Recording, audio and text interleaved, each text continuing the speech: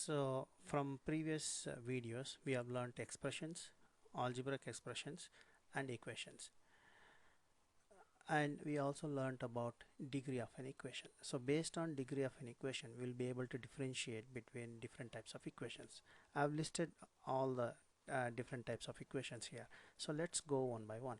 Linear equation, let's start with examples. 2x plus 3.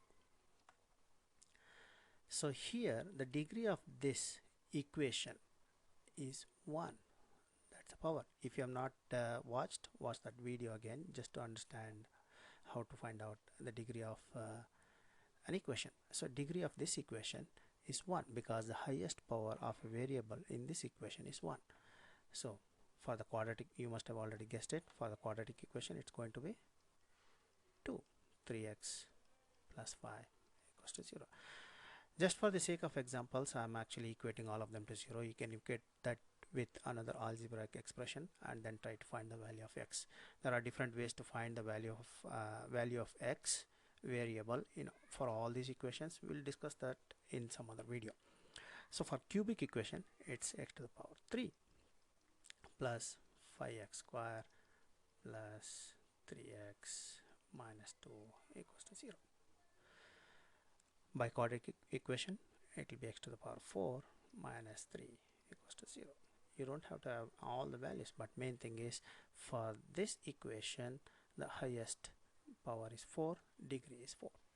So rational polynomial equation is actually, what is a rational number? Rational number is something which we can actually represent in the form of p by q, where q is not equals to 0. So if I represent the same thing with in terms of equations, it will be p of x, a polynomial, divided by q of x. That's a rational polynomial equation. So whereas trigonometric equations are all written with trigonometric ratios. We'll try to explain this in some other videos. So not to worry about it now. Let's concentrate on these equations, which all of them, like I said, all of them have different ways to find value of x. So for this video, let's learn only different equations and the conditions used for all those equations. So if I'm going to write, this is the format. Those were all examples. This is the format. All these equations are in 2.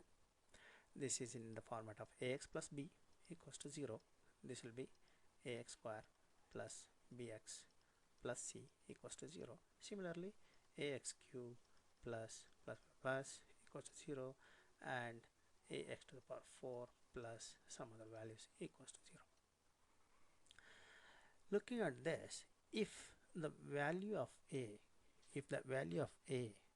was 0, what would have happened? If value of a equals to 0, this whole term is actually going to be 0. If that got 0, you'll be left with a constant. Whether it's there or not, you're not going to have a linear equation. So make sure value of a is not equals to 0. Same thing happens here. So value of a, which is the coefficient of the term of the highest degree term, cannot be 0. So the condition for all of them is a is not equals to 0.